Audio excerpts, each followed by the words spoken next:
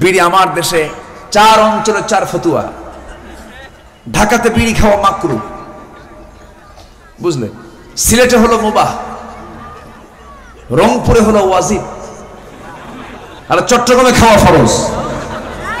কি কথা কি বোঝা গেল? বরিশালে যে কি আমি জানি না। আচ্ছা যাই হোক, তাহলে ফতুয়া দিয়েছেন আপনারা। আচ্ছা, তাহলে এই বিড়িটা আসলো যে কোন জায়গা থেকে আল্লাহ জানে। কিন্তু বিড়ি যে গণহারে খায় মানুষ, আমি যতটুকু জানি চেয়ারম্যান সপ্তাহের চেয়ে বেশি জানে। কারণ নির্বাচনের আগে কোথাও গেলে আগে কি নিতে হয় বলেন তো? কি নিতে হয়? দেখা করার আগে বলে কয় প্যাকেট আনছো। আমরা কি ভালো? এটা না, এই সমস্ত নেশাগুলো করা যাবে না। বিড়ির টান দেখে কিছু কিছু বুড়া চাচা 80 বছর বয়স। আমি বরিশাল ভোলা গিয়েছিলাম, ভোলা থেকে আসার পথে লাহাড় পাড়া আছে না, লাহাড় ঘাট না কি যেন একটা আছে, লাহাড় হাট, দেখি যে নদীর সামনে বসে এক চাচা এত সুন্দর করে টানতেছে আর নদীর চিত্র দেখতেছে। ভাবলাম চাচা সিদরাতুল মুনতাহা পার হচ্ছে। আছে না নাই বলেন তো? না, এগুলো করা যাবে না। আপনি পান খান, সমস্যা নাই, পান খান, কিন্তু একটু পরিমিত খান, ব্যালেন্স করে খান। দিনে 4টা 5টা পর্যন্ত খাওয়া যেতে পারে। কিন্তু কিছু কিছু লোক আছে এত খাওয়া খায়, ডান গালে বাম গালে, ঘুমের মধ্যে আছে না নাই? আছে না নাই? এত খাওয়া যাবে না, এত খাওয়া ঠিক না। বেতন 10,000, পান খায় 6,000। আছে না এরকম লোক? আছে না? আপনি এত খাবেন, এটা অপচয়, এটা করা যাবে না। পান খান আপনি, কিন্তু পানের সাথে আবার হাকিমপুরি রহমতুল্লাহ আলাইহি খান। কি আছে? এগুলো আছে, এটা চলবে না। হাকিমপুরের মধ্যে যে গাছ, বিড়ির মধ্যেও মূল কি দুটা না একটা? লাভ হলো কি? ভাইরা ভাই দেখেন, শুধু ওয়াজকে আমি পারি, ওই যে বলতেছে ভাইরা ভাই, ভাইরা ভাই না, ওটা তো একই জিনিস। আমরা এই সমস্ত নেশা করব না। জোরে বলি ইনশাআল্লাহ। সকল নেশাকে হারাম করেছেন কে? আসতে বলবেন না কে? বিড়ির ধারে পাশে আমরা যাব না। জোরে বলি ইনশাআল্লাহ। আল্লাহ রাব্বুল আলামিন সূরা হুজরাতের ভিতরে 10টা হুকুম করেছেন। 1 নাম্বার হুকুম হলো ফাতাবায়ানু ইন জাআত আহাদাকুম ফাসিকুম বিনাবাইন ফাতাবায়ানু। তোমাদের মধ্যে কোনো ফাসিক ব্যক্তি যখন সংবাদ নিয়ে আসবে, এটাকে ডিসকাস করো, সত্যাসত্য যাচাই করে এরপরে বর্ণনা করো। কিন্তু আমার দেশে হুজুগে কিছু লোক আছে না নাই, প্রমাণ করতে চায় না, জাস্টিফাই করতে চায় না, এটা ঠিক নয়। নাম্বার 2 হলো ফাসলিহু। যে আয়াতটা থেকে আমি তেলাওয়াত করেছি, আল্লাহ রাব্বুল আলামিন এখানেও বলছেন ভাই ভাই গন্ডগোল লেগেছে, মিটমাট করে নাও, সংশোধন করে নাও, ঠিকঠাক করে নাও, গন্ডগোলটাকে লম্বা করতে যেও না। তোমরা যখন দরবার করতে যাবে বা সালিশ করতে যাবে, তোমাদের লক্ষ্য হবে সমঝোতা করে ফেলা, মিটমাট করে ফেলা। আমার ভাইয়েরা, আল্লাহ রাব্বুল আলামিন বলেন ফাসলিহু বাইনাহুমা, দুইয়ের মাঝে তোমরা ইসলাহ করে নেবে, সংশোধন করে নেবে। নাম্বার 3 হলো ওয়াকসিতু, ন্যায় বিচার করবে, কম বেশি করবে না। বিচার করতে নিয়ে আইনসভার জন্য কি করতে হবে? আইনসভার জন্য কি করতে হবে? সমান করতে হবে। আইনসভার জন্য সমান করেছেন মুহাম্মদ সাল্লাল্লাহু আলাইহি ওয়াসাল্লাম। যে অপরাধী প্রমাণ হয়ে গেছে, নবীজি কাউকে ছাড় দেন নাই। নবীজি সবার জন্য সুন্দর সুষ্ঠু বিচার করেছেন। আমার নবীর সময় একটা ফেমাস বিচার ছিল, সেই বিচারের রায় হলো, সম্ভ্রান্ত পরিবারের একজন মহিলা, তার নাম ফাতিমা। ফাতিমা নামে একজন মেয়ে চুরি করে ধরা পড়েছে, বংশীয়া মহিলা, অনেক ধনাঢ্য মহিলা চুরি করে ধরা পড়ে গেছে। নবীর কাছে আসা হলো, ইয়া রাসূলুল্লাহ, চুরি করে ধরা পড়েছে, কি করা যায়? রাসূল বললেন কোনো কথা নাই, হাত কেটে ফেলে দাও। ওমরে ফারুককে তারা ধরেছে, বলতেছে আপনি যদি বলেন রাসূল একটু এটাকে লঘু করতে পারেন, শাস্তি কমাতেও পারেন। হযরত ওমর ফারুকের মতো এত একজন শক্ত ব্যক্তি, নীতিবান একজন ব্যক্তি এসে নবীর কাছে যখন বললেন ইয়া রাসূলুল্লাহ দেখেন তো কিছু করা যায় নাকি? রাসূল বলছেন ওমর তোমার দারাজ কণ্ঠ কোথায় চলে গেল? আজকে যদি এই ফাতিমার চুরির সত্যতা প্রমাণ না হয়ে যদি ফাতিমা বিনতি মুহাম্মদ সাল্লাল্লাহু আলাইহি ওয়াসাল্লাম আমার কলিজার টুকরা ফাতিমাও চুরি করে যদি ধরা পড়ে যেত, আমি সবার চোখের সামনে আমি আমার মেয়ের হাতটা বের করে আমি নবীজি নিজে তার হাতটা কেটে ফেলে দিতাম। জোরে বলি আল্লাহু আকবার। ইসলামে কি নয়? সবই ছিল, কিন্তু আমরা ইসলামে নাই, ঠিক কিনা? আমরা ইসলামে নাই। নাই বিচার করো। এরপরে বলছেন লা ইয়াসখার, সামাজিক ভাবে চলতে গেলে উপহাস করো না, একজনকে আন্ডার এস্টিমেট করো না। ওয়ালা তুসাইর খাদ্দাকা লিন-নাস ওয়ালা তামশি ফিল আরদি মারহা, মানুষকে এড়িয়ে যেও না, হেয় প্রতিপন্ন করো না, এটা হারাম। এটা কি বলেন? হারাম। একটা ফকির আপনার সামনে এসে আপনার দ্বারস্থ হয়েছে, আপনি ইন্টারভিউ নেবেন কেন? নামাজ পড়ো নাকি? ভিক্ষা করার শর্ত কি নামাজ পড়া নাকি? তুমি কি সূরা ফাতিহা পারো নাকি? খারাপ আচরণ করা যাবে না। শুধু আমি সুন্দর করে তাকে যদি দিতে পারি দিলাম, না বললে, না দিতে পারলে বলবো বাবা হবে না, ভাই হবে না। আপনি মানুষকে উপহাস করার কোনো ক্ষমতা রাখতে পারেন না, এই কাজ আপনি ইমানদার করতে পারেন না। কোন আদম সন্তানকে, সে যে ধর্মেরই হোক না কেন, ইহুদি হোক, খ্রিস্টান হোক, হিন্দু হোক, সে যে জাতিরই হোক না কেন, মানুষ যার নাম ওয়ালাকাদ কাররামনা বানি আদম, আমি আদম সন্তানকে সম্মান দিয়েছি। প্রত্যেকটা মানুষকে তুমি সম্মান দিয়ে কথা বলো। জোরে বলে সুবহানাল্লাহ। ইসলাম কত উদার। ইমাম আযম আবু হানিফা রাহমাতুল্লাহ আলাইহি একজন প্রশ্ন করতেছিল। অনেকগুলো প্রশ্নের মাঝে একটা প্রশ্ন হলো, তাকে বলা হলো যে কুকুর কখন বালেগ হয়? কুকুর কখন বালেগ হয়? এখন এটার ফতুয়া তো উনি পাওয়া মুশকিল। উনি বললেন যে দেখো আমার এই ফতুয়া তো জানা নাই, তাহলে আমাকে এটা জানার জন্য যারা কুকুর লালন পালন করে তাদের কাছে যেতে হবে। তিনি চলে গেলেন ওই এলাকার যারা মুচির বাড়িতে সাধারণত কুকুর টুকুর থাকে, চলে গেছে, যা বলতেছে ভাই আমি তোমার কাছে একটা ফতুয়া জানতে এসেছি, আমার একটা মাসালা ছিল, একটা প্রশ্ন জিজ্ঞাসা ছিল। কি মাসালা বলেন? তোমরা যে কুকুরটা লালন পালন করো, আমাকে একটা প্রশ্ন করেছে একজন যে কুকুর কখন বালেগ হয়? সঙ্গে সঙ্গে ওই বাড়িওয়ালা বলতেছে, অন্য ধর্মের মানুষ কিন্তু বলতেছে যে কুকুর যখন এক পা খাড়া করে পেশাব করা শুরু করে সেদিন থেকে সে বালেগ হয়। কি কথা কি বোঝা গেল? উনি এই প্রশ্ন উত্তরটা পেলেন। দীর্ঘদিন পর তিনি তার ছাত্রদেরকে শিখাচ্ছেন, দর্শ দিচ্ছেন। সামনে দিয়া ওই লোকটা যাচ্ছিল যার কাছ থেকে তিনি এই ফতুয়াটা নিয়েছিলেন, এই জবাবটা তিনি নিয়েছিলেন, কুকুর কখন বালেগ হয় এটার জবাব দানকারী যে সেই লোকটা তার সামনে দিয়ে যাচ্ছে, সঙ্গে সঙ্গে তিনি তার সম্মানে দাঁড়িয়ে গেলেন। সবাই বলল যে আপনি দাঁড়ালেন এই লোকটার জন্য? তিনি বললেন দেখো এ আমার উস্তাদ। সুবহানাল্লাহ বলবেন না? জোরে বলে সুবহানাল্লাহ। কাউকে এড়িয়ে যাওয়া যাবে না, কাউকে কম দাম দেওয়া যাবে না। সবাই বান্দা কার? সব বান্দা কার? আমি কোন বান্দাকে অবহেলা করবো? আল্লাহর সৃষ্টিকে অবহেলা করা হবে? আল্লাহ আমাকে ছাড়বেন না। অবহেলা করা যাবে না, উপহাস করা যাবে না। আল্লাহ রাব্বুল আলামিন আরেক জায়গায় বলছেন, নাম্বার 5 হলো কোন নারীকে উপহাস করবে না, ওয়ালা নিসাআম মিন নিসাইন। নাম্বার 6 হলো ওয়ালা তালমিজু, অপমান করবে না। একটা মানুষের সম্মান আছে, সেই সম্মানটাকে ডুবানোর জন্য লেগে থাকা কিছু লোক আছে না নাই বলেন? এগুলো করা যাবে না। তার সম্মান আপনি টিকিয়ে রাখবেন, আল্লাহ আপনার সম্মান টিকিয়ে রাখবেন। আপনি একজন বান্দার কোন দোষকে গোপন করবেন, ব্যক্তিগত দোষ, আল্লাহ আপনার দোষ গোপন করবেন কিয়ামতের দিন। সাতারাহুল্লাহু ইয়াওমাল কিয়ামাহ। আমার ভাইরা ওয়াইয়াসরা আলা মুআসিরিন ইয়াসসারাল্লাহ। কোন বান্দার জন্য যে বান্দা সহজ করে ফেলবে, আল্লাহ তার জন্য সহজ করে ফেলবেন কিয়ামতের দিন। এই জন্য আমরা জটিল করব না, সহজ করব, সহজ করে ফেলবো। আল্লাহ এরপরে বলছেন নাম্বার 8, ইজতানিবু কাসীরাম মিনাজ-যন্নি, তোমরা কুধারণা থেকে নিজেকে গুটিয়ে রাখবে। মনে হয় ওই লোকটা এই কাজ করছে, মনে হয়, এই জাতীয় কথা আছে না নাই? আসতে বলবেন না, আছে না নাই? এই কথাটাই মারাত্মক একটা অনুমান আন্দাজ নিয়ে কথা, মারাত্মক অপরাধ, এটা গুনাহ কবিরা। এটা না দেখা, না দেখে, না শুনে কোনো কথা বলা যাবে না। এরপর আল্লাহ রাব্বুল আলামিন নাম্বার 9 বলছেন, ওয়ালা তাজাসসু, তোমরা কি করো না? চুগলখড়ি করো না, গুপ্তচর বৃত্তি করো না। ঘরের পাশে আস্তে করে দাঁড়িয়ে থেকে ঘরের গোপন কথাগুলো শুনতে যেও না। এমন লোক আছে না নাই? আসতে বলবেন না, আছে না নাই?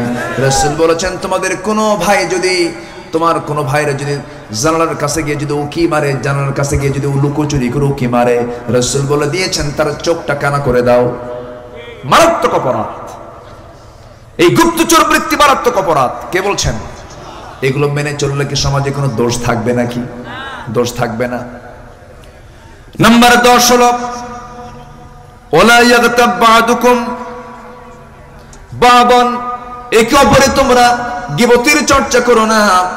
চার দোকানে, চৌমোহনীর মোড়ে, ত্রিমোহনীর মোড়ে, যে সমস্ত চার দোকানগুলো আছে সেখানে চা বেশি চলে না গীবত বেশি চলে?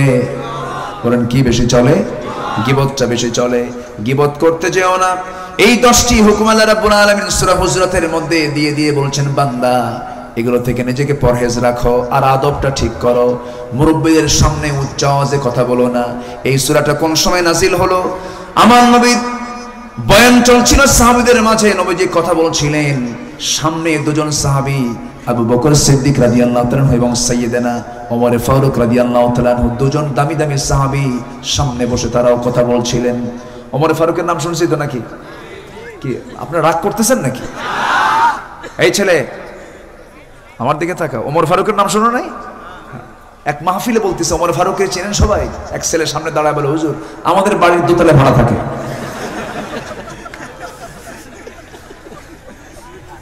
তো ছোট বাচ্চারা থাকলে মজাও হয়, বলি আলহামদুলিল্লাহ। রাসূল কিন্তু মজাও করতেন, বলি আলহামদুলিল্লাহ, মজা করতেন। এদের সঙ্গে কত খেলতেন রাসূল। ছোট বাচ্চা পেলে এত চুমো খেতেন রাসূল। এক সাহাবী বলেন, হুজুর আপনি এত সুমা খান, আদর করেন, আমার বাড়িতে এতগুলো বাচ্চা সুমাও খাই না। আল্লাহ কয়, তোর দিল যে পাষাণ। জোরে বলি আল্লাহু আকবার। তোমার দিল পাষাণ হলে আমি কি করব? আমি তো চুমা খাবই। নবীজি ছোট ছোট বাচ্চাদেরকে ধরেই চুমোতে চুমোতে ভরাইয়া দিতেন। জোরে বলেন সুবহানাল্লাহ। কিছু কিছু নানা আছে, দাদা আছে, মুখ গোমটা করে থাকে, নাতিরা সামনে আসলে খালি বলে সর। আছে না? এরকম আছে না? বলেন তো আছে না? এরকম নানা দাদা আছে না? নাই? নাতি মনে মনে দোয়া করে, দাদা তুই মরবি কোনদিন, কুলখানি খাও।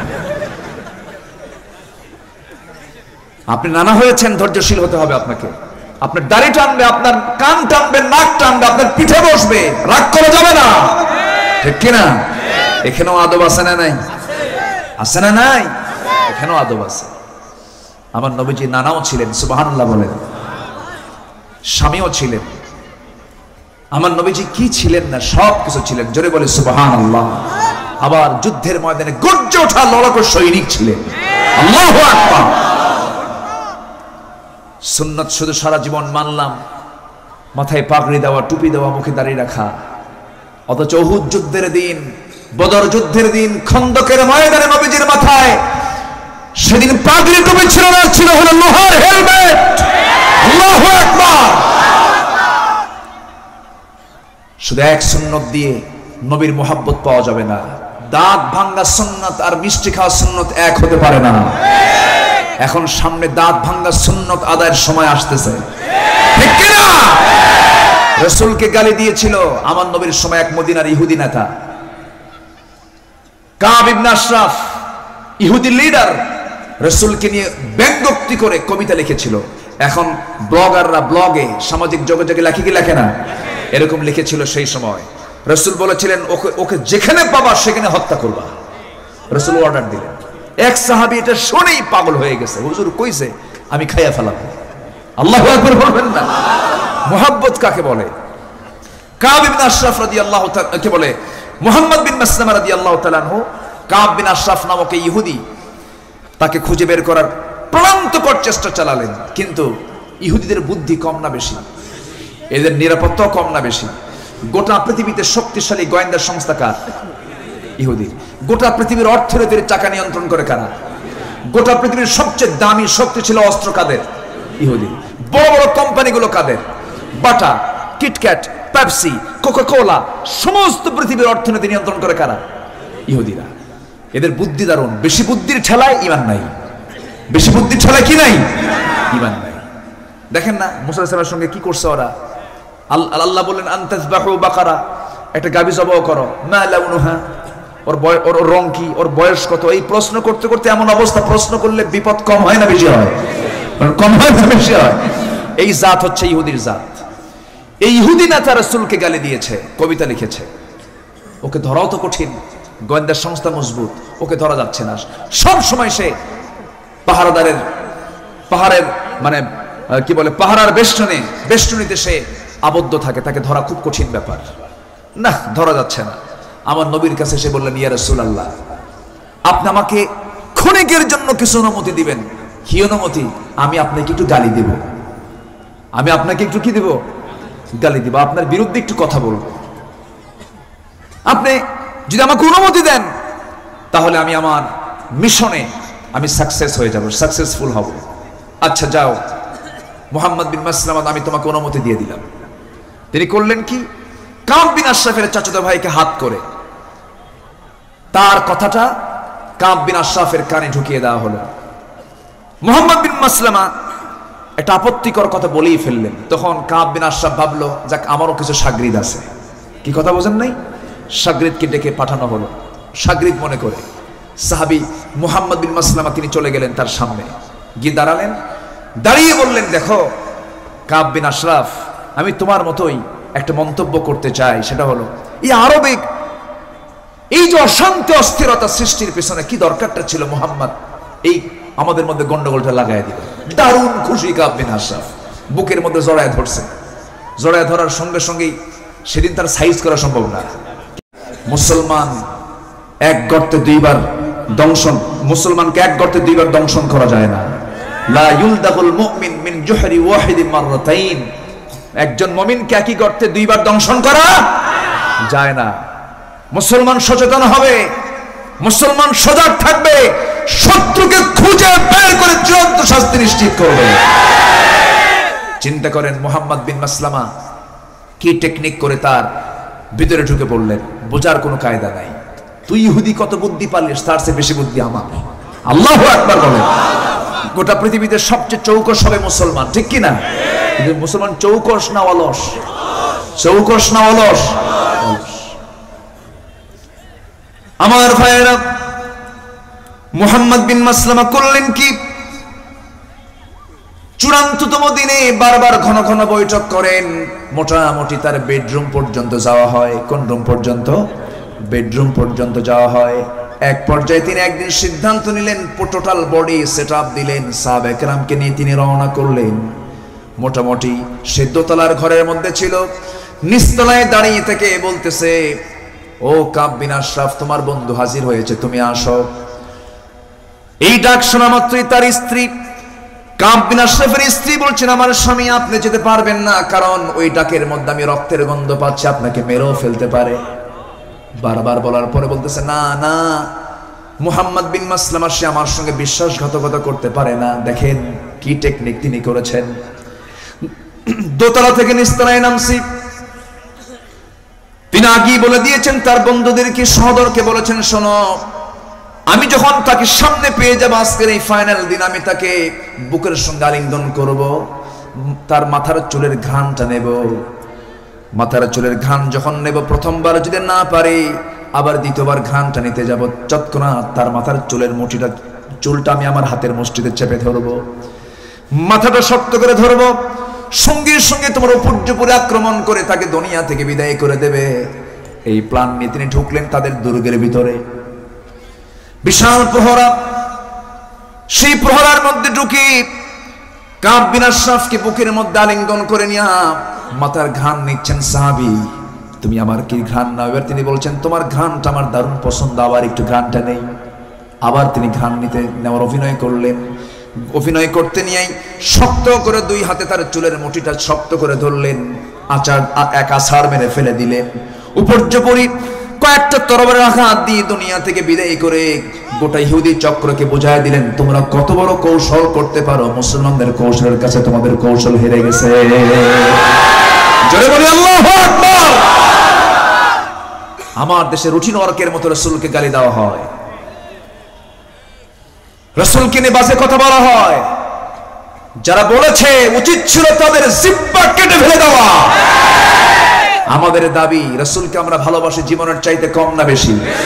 ওদেরকে প্রকাশ্যে ধরে এনে প্রকাশ্যে দিবালোকে দুনিয়া থেকে বিদায় করে ওদের চামড়া, গোশত, রক্ত কুত্তা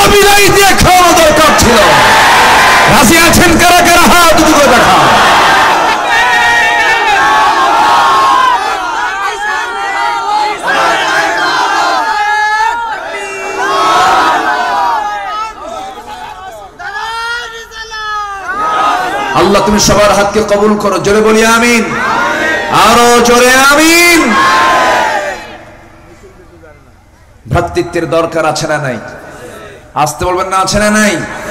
আমরা একতার প্ল্যাটফর্ম তৈরি করব, জীবনটাকে ঢেলে সাজাবো নতুন করে, জোরে বলি ইনশাআল্লাহ। ভালো হওয়ার জন্য টাইম লাগে না, ভালো হওয়ার জন্য টাইম লাগে না, অল্প সময় হলেই ভালো হওয়া যায়। আমরা ভালো হব, জোরে বলি ইনশাআল্লাহ। তবে হ্যাঁ, আরেকটা কথা, সেটা হলো জঙ্গল গড়তে কষ্ট করতে হয় না। জঙ্গলে কি কোনো কষ্ট আছে? বাগান বানাতে, বাগান বানাতে কষ্ট আছে না নাই? বাগান সাজাতে কষ্ট হয়, কিন্তু জঙ্গল বানাতে কষ্ট আছে? জঙ্গল এমনি হয়ে যায়। আমরা সাজবো, একটু কষ্ট হবে, আমরা ভালো হব, জোরে বলি ইনশাআল্লাহ। একজন সাহাবীর কথা মনে পড়লো আমার, সাদ বিন মুআজ রাদিয়াল্লাহু তাআলা আনহু। ইতিহাসটা আমি নতুন পড়েছি। তার ভাই আমর বিন মুআজ রাদিয়াল্লাহু তাআলা আনহু, কি দামি সাহাবী তিনি ছিলেন। রাসূল যখন মদিনায় আসলেন তখন তার বয়স 32 বছর। কত বছর? 32। মারা গেলেন 37-এ। মারা গেলেন, ইসলাম পেয়েছেন কয় বছর? যখন তিনি মারা যান, রাসূল বললেন যে ইহতাজ্জাতিল আরশ, সাদ বিন মুআজের মৃত্যুতে আমার আল্লাহর আরশ কেঁপে উঠেছিল।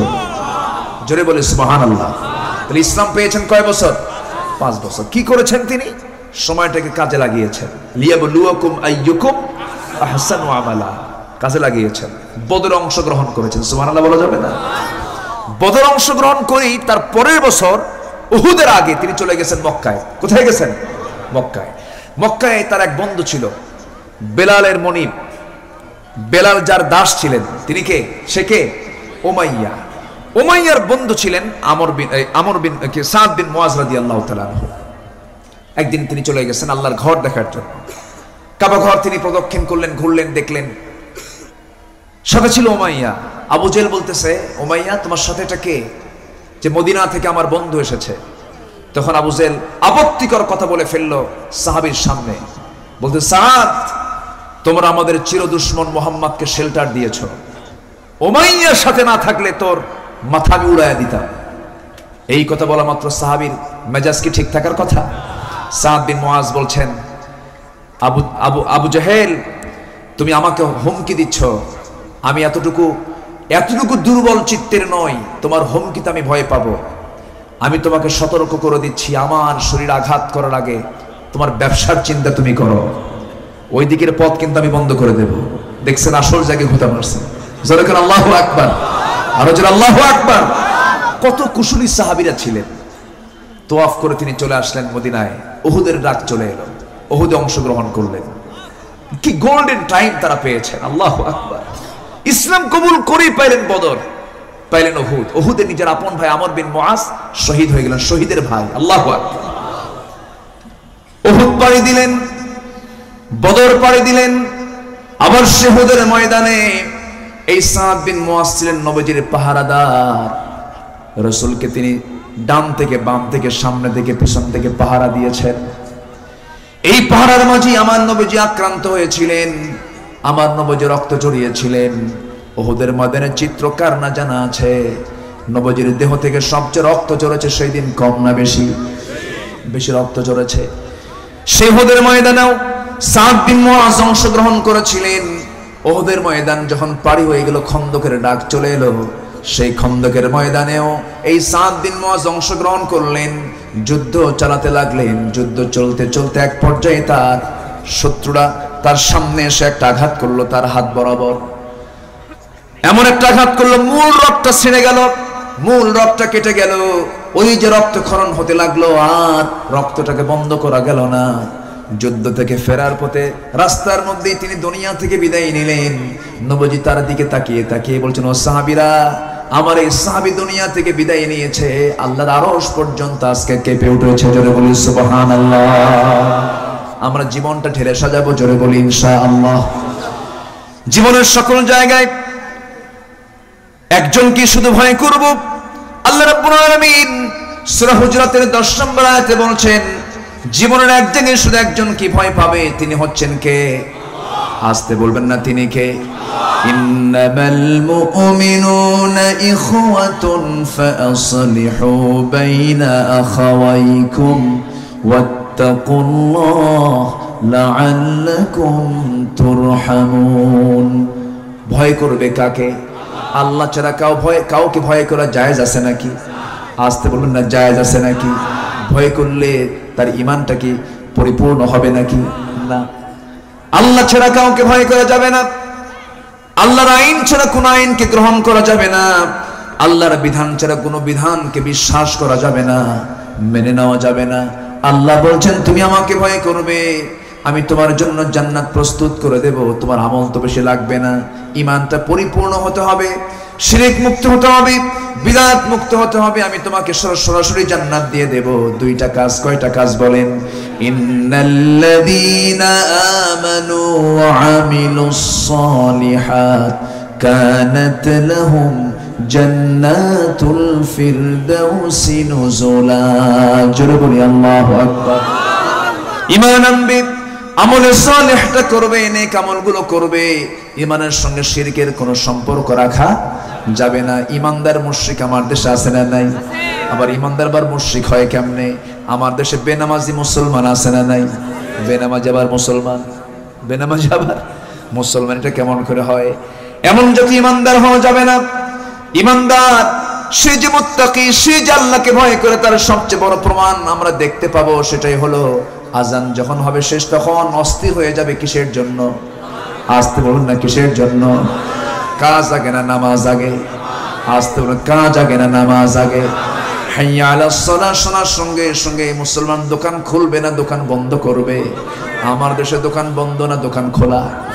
আজ দোকান বন্ধ না দোকান খোলা? তাহলে এখন একটা প্রমাণ হয়ে গেল, আসান হয়ে গেছে। দোকান খোলা মানে বুঝতে হবে নামাজ আদায় হয় কিন্তু কায়েম নাই। আর নামাজ কায়েম হলে দোকানও বন্ধ, মসজিদও খোলা। ঠিক কিনা? নামাজ কায়েমের চিত্র হবে, দোকান বন্ধ হয়ে যাবে, সমস্ত অফিস আদালতে সব জায়গায় আজান হয়ে যাবে। একটাই আজান হবে জোহরের, একটাই নামাজ হবে। ওই সময় প্রত্যেকটা অফিসে নামাজের পরিবেশ তৈরি হয়ে যাবে। মন্ত্রীর পিছনে এমপিরা নামাজ পড়বে, এমপির পিছনে জনগণ নামাজ পড়বে, এরপরে সচিবদের পিছনে উপসচিবরা নামাজ পড়বে, চেয়ারম্যানদের পিছনে মেম্বাররা নামাজ পড়বে, সমাজের যারা নেতৃস্থানীয় ব্যক্তিবর্গ তাদের পিছনে সাধারণ জনগণ নামাজ পড়বে। এরকম করে যদি নামাজের একটা পরিবেশ চলে আসে, আল্লাহ সেই নামাজের রেজাল্ট দিতে নিয়ে বলছেন, শোনো, যারা পারেন ঠোঁট মিলিয়ে বলুন, ইন্নাস সালাতা তানহা আনিল ফাহশাই ওয়াল মুনকার ওয়ালাযিকরুল্লাহি আকবার। নামাজ অশ্লীল এবং ফাহিশা কাজ থেকে বান্দাকে বিরত রাখে, কিন্তু নামাজ আদায় করার পরও কি আজকে সুদ আছে না নাই?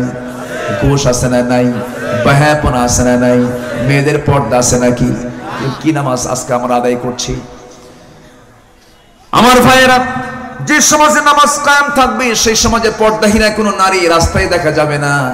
আজকে রাস্তায় পর্দাশীলা মেয়ে বেশি না পর্দাহীনা মহিলা বেশি? বলেন, পর্দাশীলা না পর্দাহীনা? গায়ে কি কাপড় চোপড় আছে নাকি? গায়ে কাপড় চোপড় আছে? গায়ে কাপড় চোপড় না থাকলে তাকায় না। দুইটা সূরাত সম্পূর্ণ গায়ে কাপড় চোপড় থাকবে না, তখন ভাববে পাগল, তার দিকে কেউ তাকাবে না। আর নাম্বার 2 হলো পুরোপুরি ঢাকলেও তার দিকে তাকাবে না। এমন পোশাক পরে যায় তাকাতেই হবে। এই কথা বোঝেন নাই? তাকাতেই হবে। আপনার পোশাকটা যদি তাকাতেই হবে এমন পরিবেশ তৈরি করে দেয়, আপনি নিজেও জাহান্নামে যাবেন, আরেকজনকে জাহান্নামের দিকে ডাকতেছেন। আমার মা, সেই জন্য আমি আপনাকে বলবো, মা, আপনি যখন বাইরে বের হবেন, আপনার দিকে যেন কোনো পরপুরুষ আকৃষ্ট হয়ে না নজরও দেয়, সম্মানজনক ভাবে যেন আপনার দিকে তাকায় এমন জাতীয় পোশাক আপনি পরবেন। ঢিলা ঢালা কাপড় চোপড় আপনি পরবেন, শালীনপূর্ণ মার্জিতপূর্ণ পোশাক আপনি পরবেন। আপনার কথার সৌন্দর্য আপনি পরপুরুষের সামনে প্রকাশ করবেন না, সুন্দর করে কথা বলবেন না, কারণ মেয়েদের কথার মধ্যে সৌন্দর্য আছে না নাই? আসতে বলবেন না, আছে না নাই? কথার মধ্যে সৌন্দর্য আছে। সেই কথা বলতে গিয়ে যখন পরপুরুষকে আপনার সামনে পাবেন, ওয়াকুলনা কাওলাম মা'রুফা, ন্যায়সঙ্গত কথা বলবেন আপনি। যদি কোনো কথার প্রয়োজন না থাকে চুপ মেরে থাকবেন। যদি কোনো কথা কোনো আপনার মহরম পুরুষকে যদি হয়ে যায়, বাড়িতে কেউ আসছে, আপনার স্বামী আছে, আপনার ছেলে আছে, কথা যদি তাদেরকে দিয়ে হয়ে যায়, কথা শেষ করে ফেলবেন, আপনার কথা বলার কোনো প্রয়োজন নাই।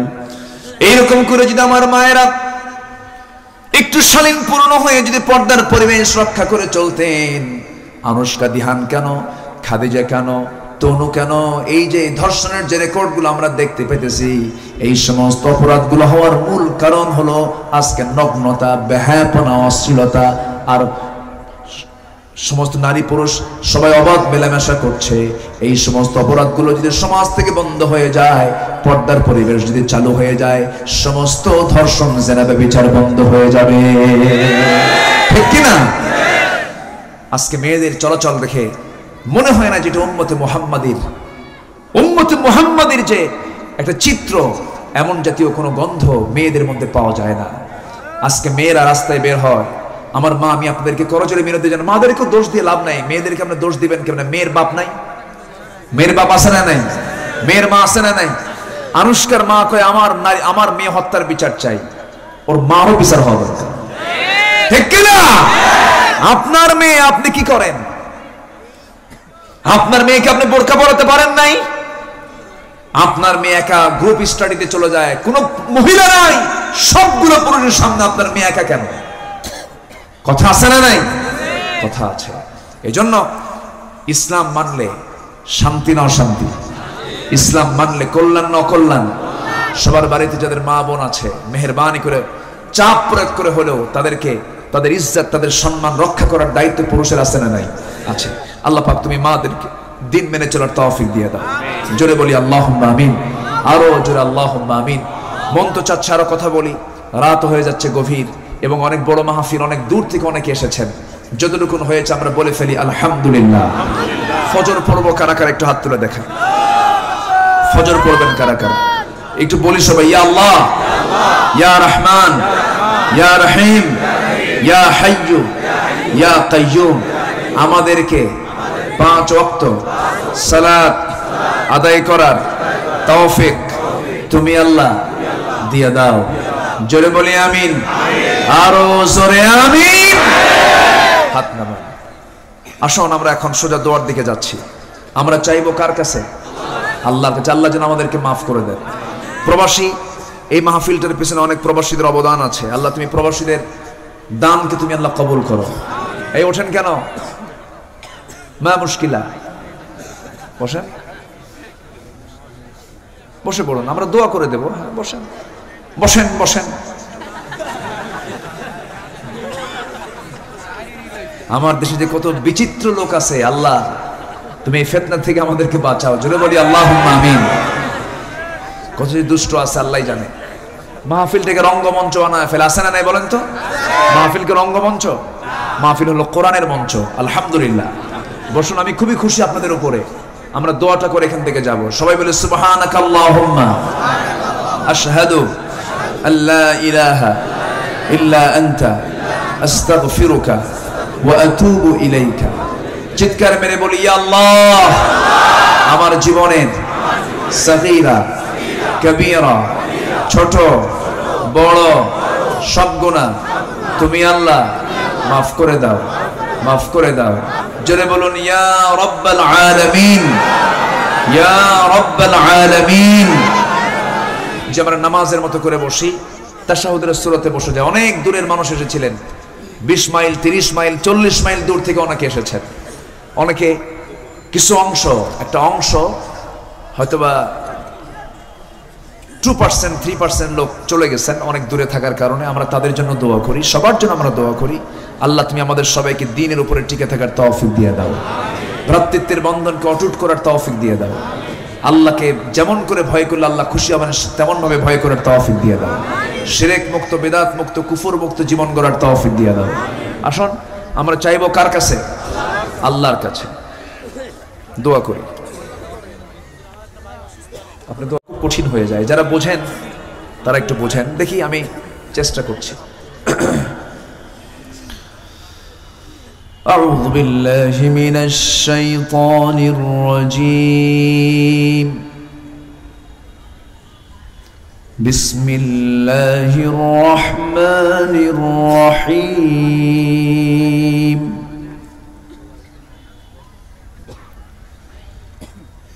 قل قل أرأيتم إن أهلكني الله ومن معي أو رحمنا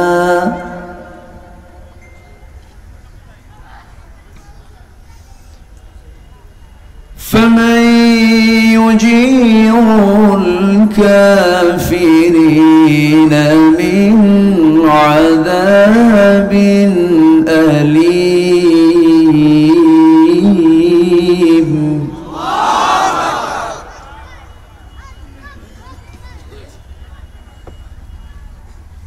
قل هو الرحمن آمنا به وعليه توكلنا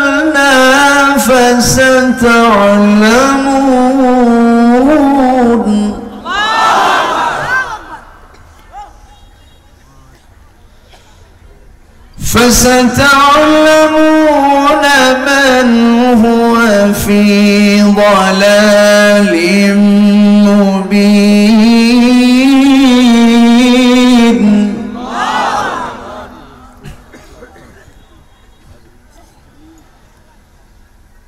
قل أرأيتم إن أصبح ماؤكم غورا فمن يأتيكم بماء معين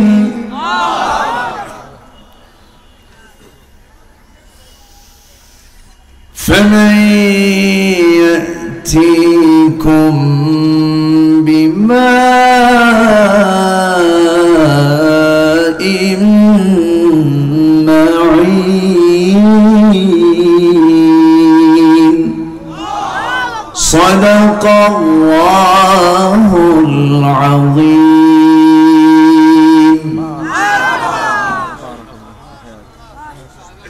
কি আর কিছু আজান ফজর তো আসে না এখন জি আচ্ছা প্রবাসী হ্যাঁ আমি বলেছি সবার জন্য আমরা দোয়া করি আমরা চাইবো কার কাছে আল্লাহর কাছে ইসলামী সঙ্গীত দিয়ে মাতিয়ে দিয়েছেন রকুনুজ্জামান ভাই অনেক সুন্দর জি হ্যাঁ সবার জন্য আমরা দোয়া করি চেয়ারম্যান মহোদয় তিনি দোয়া চেয়েছেন আমরা তার জন্য দোয়া করি আল্লাহ তুমি তার নেক মাকসুদকে তুমি আল্লাহ কবুল করো তার নেতৃত্বে আজকের এই মাহফিল তিনি চেয়েছেন মাহফিল হচ্ছে কারণ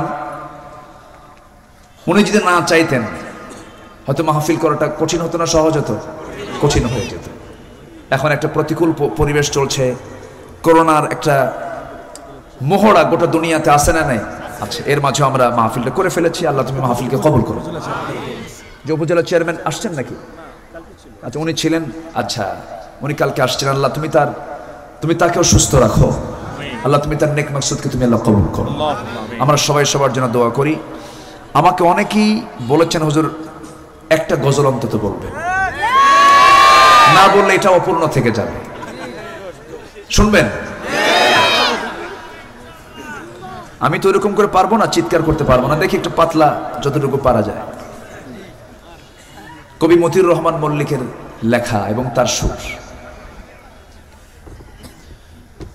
ঘন দুর্যোগ পথে দুর্ভোগ তবু চল পাহাড় বনানি পেরিয়ে সেনানি ভাঙ মিথ্যার জগদ্দল ঘন দুর্যোগ পথে দুর্ভোগ তবু চল পাহাড় বনানি পেরিয়ে সেনানি ভাঙ মিথ্যার জগদ্দল মজলুমানের মৃত্যু তুহিনের হৃদয়ে আনাশ্বাস রক্ত সূর্য উদয়ে হেরার গুহার উদ্ভাসে ফের জাগা জনতার প্রাণতল ঘন দুর্যোগ পথে দুর্ভোগ, তবু চল পাহাড় বনানি পেরিয়ে সেনানি ভাঙ মিথ্যার জগদ্দল। তিমির কুহেলি ঠেলে আনতিথি শুক্লা, নিদানি হৃদয়ে জালমলানুলকা। তিমির কুহেলি ঠেলে আনতিথি শুক্লা, নিদানি হৃদয়ে জালমলানুলকা। হেজাজের ঝড়ে জনপদে আন বন্যা, কোরআনের সুধা পিয়ে হোক ধরা ধন্যা। নয়া খেলাফাত রাশেদার দিন, নয়া খেলাফাত রাশেদার দিন, ঘোচাক জাহিলি প্রলাপ ছল। তবু চল পাহাড় বনানি পেরিয়ে সেনানি ভাঙ মিথ্যার জগদ্দল। ঘন দুর্যোগ পথে দুর্ভোগ, ঘন দুর্যোগ পথে দুর্ভোগ, তবু চল পাহাড় বনানি পেরিয়ে সেনানি ভাঙ মিথ্যার জগদ্দল। আল্লাহ আমাদের সবাইকে কবুল করুন। আসো, আর কিছু? আচ্ছা, আসুন আমরা আল্লাহর কাছে চাই, আমরা আল্লাহর কাছে বলি। জি, কিছুদিন আগে আপনি আপনার আব্বা আম্মা নিয়ে হজ করতে গেছেন, আপনার একটু বায়োডাটা সামান্য একটু বলেন। বায়োডাটা, আপনার জন্ম কোথায়, লেখাপড়া কোথায়, একটু শুনতেই মন চায়। আচ্ছা, আমার সবচেয়ে বড় পরিচয় আমি আল্লাহর গোলাম। এই তো, আমার হোম ডিস্ট্রিক্ট বগুড়া, বাড়ি আমার হচ্ছে বগুড়া, উত্তরবঙ্গে বাড়ি। আব্বা আম্মা বেঁচে আছেন, তারা সুস্থ আছেন। একটু ডায়াবেটিস আক্রান্ত, দোয়া করবেন আল্লাহ যেন তাদেরকে সুস্থ রাখেন। এই দুটির সম্পদকে আল্লাহ যেন আমাকে দীর্ঘদিন দেখার তৌফিক দান করেন। জোরে বলি আল্লাহুম্মা আমিন। বাপ মার চেয়ে বড় সম্পদ আছে? আল্লাহ সবাইকে বোঝার তৌফিক দিয়ে দাও। আমরা 2 ভাই 4 বোন, 1 বোন ইন্তেকাল করেছেন, 3 বোন আছেন, 2 ভাই আছি, আমরা ভালো আছি আলহামদুলিল্লাহ। এই তো, আর কি বলবো, শিক্ষা জীবন তেমন কিছু নাই যে অস্টস করি। কামিল করেছি, ওইদিকে ঢাকা ইউনিভার্সিটিতে পড়াশোনা করেছি, টুকটাক কিছু। তো দোয়া চাই, সবার কাছে দোয়া চাই। সবাই আমার জন্য দোয়া করবেন তো নাকি? আসুন আমরা আল্লাহর কাছে চাই, আল্লাহর কাছে প্রার্থনা করি। মাহফিলের যুব সমাজের একজন উদ্যোক্তা আছে জুবাইর খসরু।